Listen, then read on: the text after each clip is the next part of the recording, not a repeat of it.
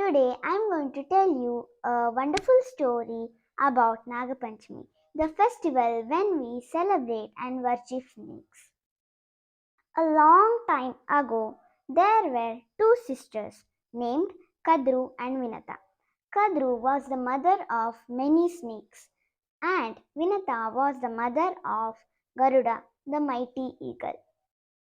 One day, Kadru and Vinata saw a beautiful white horse. Kadru said the horse was black, but Vinata said it was white.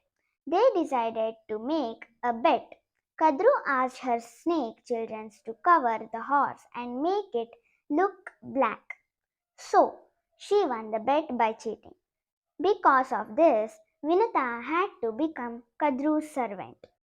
Garuda loved his mother Vinata and wanted to free her. He asked Kadru how he could do that.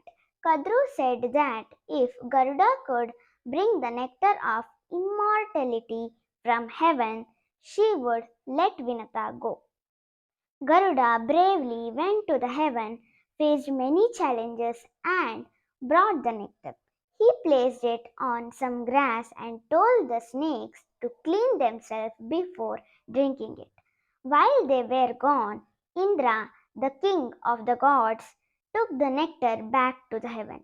When the snakes returned, they licked the grass, hoping to get some nectar, but it only split their tongues. That's why snakes have forked tongues today. The snake felt sorry for their trickery and praised to the Lord Shiva for protection. Lord Shiva blessed them and gave them a special day for worship called Nagapanchami. On Nagapanchami, people offer milk, flowers, and sweets to snakes.